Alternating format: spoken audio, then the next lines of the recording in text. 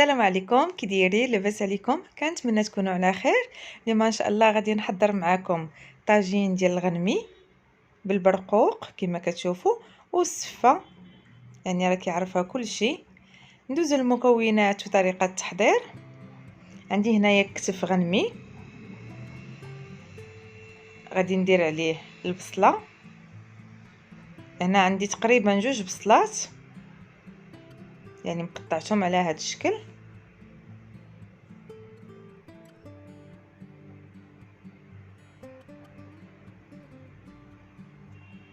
غادي نضيف ليهم التوابل.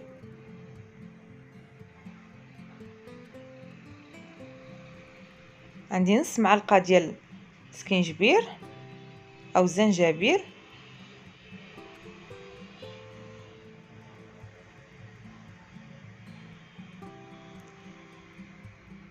بالنسبه للعطريه على حسب الكونتيتي اللي عندكم. درت هنا نص معلقه ديال الخرقوم بلدي،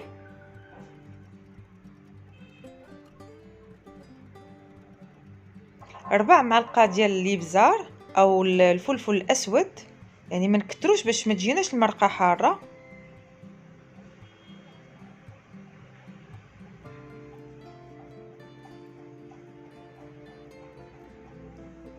هنا زدت عليهم عويدات ديال القرفه، يعني 3 العويدات غسلتهم ديال القرفه.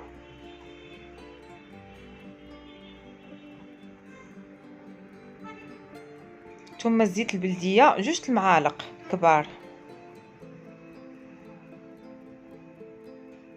بالنسبه للملح حسب الذوق، هنا تقريبا عندي نص معلقه صغيره.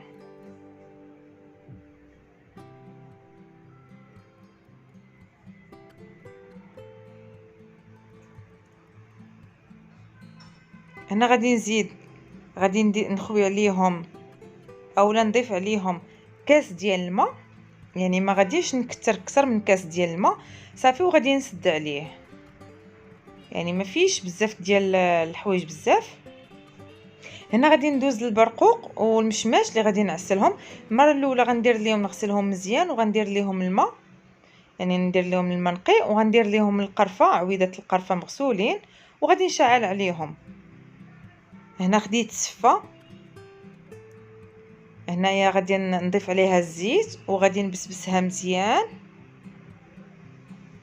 ها هي كما كتشوفوا، وغادي نديرها في الكسكاس. ها هي يعني الزيت انا درت واحد الكميه ديال الزيت، راه ما تشدتش هي في التصوير. غادي نكون مطيبه مقراج ديال الماء،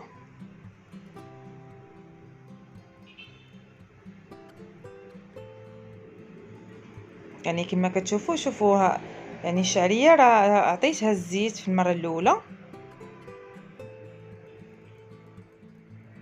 انا خديت البرمه درت فيها الماء، تقدروا ديروا فيها الماء مغلي. ها هي غادي نديرها تفور المره الاولى.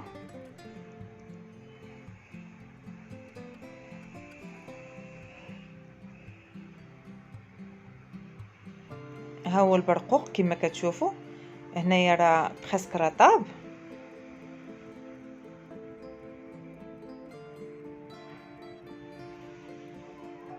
هنا السفه راه ديجا راني قلبتها وعودتها حتى هي، راه ما سمحوا لي ما شدتش هي في التسجيل.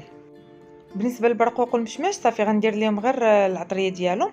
هنا اللحم كما كتشوفوا انا راه حليت عليه وغادي نخليه يتحمر، غادي نقص عليه البوطه حتى يتحمر مزيان. هانتوما معايا. بالنسبه للبرقوق والمشماش غادي نخليهم ينشفوا من الماء، يبقى واحد شويه. هنا بعد ما فارت لي الفوره الثانيه، يعني في مباشره غادي نخوي عليها المقراج ديال الماء طيب، يعني نخوي عليها كامله من الوسط ومن الجناب كامله، يعني الطريقه كتجي سهله.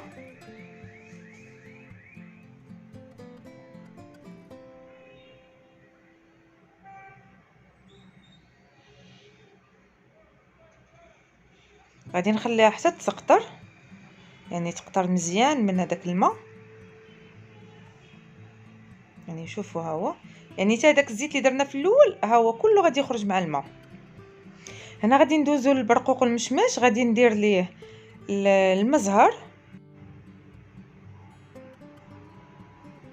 يعني ما خليتش فيه الماء بزاف، يعني خليت فيه غير واحد شويه ديال الماء وزدت ليه المزهر. ثم غادي ندير شويه راس معلقه ديال الزنجبيل او سكينجبير، ثم سكر سنيده، يعني هنايا انا درت 2 ديال المعالق اولا 3.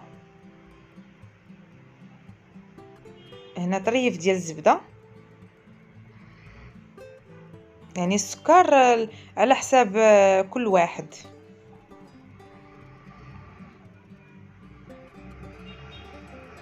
هنايا خديت واحد القبطه ديال القزبر ومعدنوس انا درتها. بالنسبه للسفه هي قلبتها بعد ما تسقطرات مزيان ومازال غادي نعطيها الماء، يعني تقريبا هنايا راه زدتها واحد الكاس ديال الماء وغادي نزيد، يعني غادي نعطيها الماء كتشربوها الماء.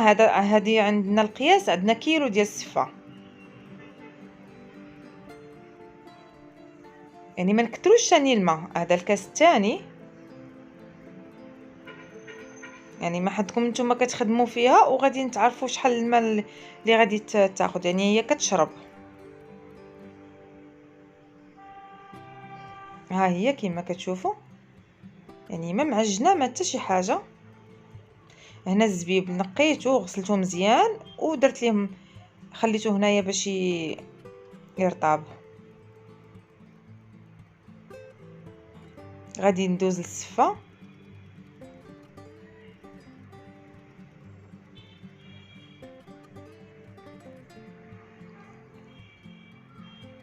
يعني هانتوما كتشوفوا هنا غادي نعمرها. هذه التفويره الثالثه، هذه هي الليمونوره اللي سقيتها.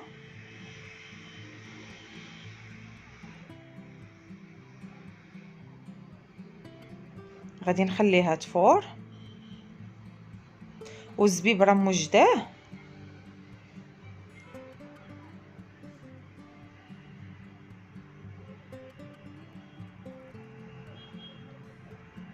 يعني غادي نحلها حيت سخونه، نديرو معلقه اولا باش ما بغيتو تحلوها. هنا غادي ناخذ واحد شويه ديال الملحه، تقريبا عندي معلقه كبيره، غادي نزيد عليها شويه ديال الماء.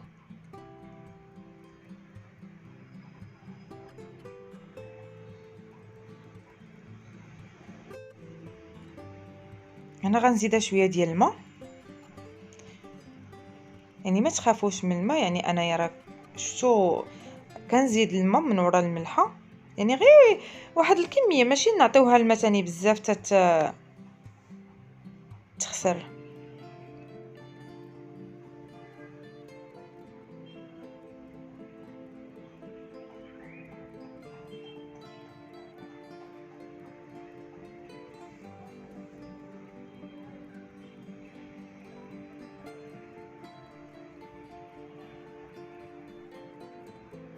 غادي ناخذ دابا الزبيب وغادي نصفيه من داك الماء وغنديروه في الكسكاس كما كتشوف. يعني هنا بعد ما خليتها تسقطر ماشي بحال شربت هذاك الماء اللي زدتها، ها هما كما كتشوفوا هنايا. صافي غادي نضيفها في الكسكاس يعني فوق الزبيب وغادي نديرها تفور. يعني هاهي مفروزه، يعني ما هنا بالنسبه للطاجين ديالنا الكتف ديالنا هو حطيته في الطاجين، يعني قدمته في الطاجين كل واحد ويقدر يتقدموا في التبسيل اولا فاش ما بغيتو. انا درته هنايا في التبسيل وزوقته بهذوك البريقيقات ودرت ليه اللوز من الفوق، يعني خديت اللوز سلقته وقليته، يعني سلقته فسخته وقليته في زويته. يعني راه هاد الطريقه ديال اللحم بالبرقوق يعني سهله بزاف، راك شفتوا، يعني غير جربوه ان شاء الله وانا متاكده غادي يعجبكم. بالنسبه للسفه ها هي، يعني فارت ليا الفوره الاخرى. غادي نزيد ليها، درت ليها هنايا الزبده كما كتشوفوا، زبده نوعيه جيده، ودرت السكر سنيده.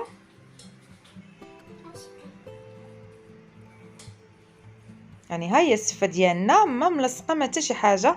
هيا حطيتها في الطبسيل وزوقتها بالقرفه، ودرت ليها اللوز مهرمش، ودرت ليها اللويزات من الفوق زوقتهم بها.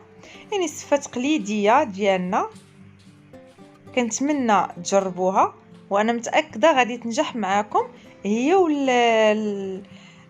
طاجين ديال اللحم بالبرقوق.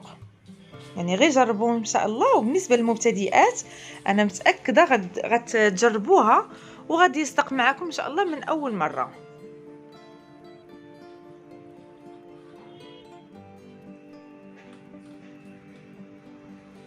لا عجبكم الفيديو ديروا جيم وتابوناو في القناه باش يوصلكم كل جديد.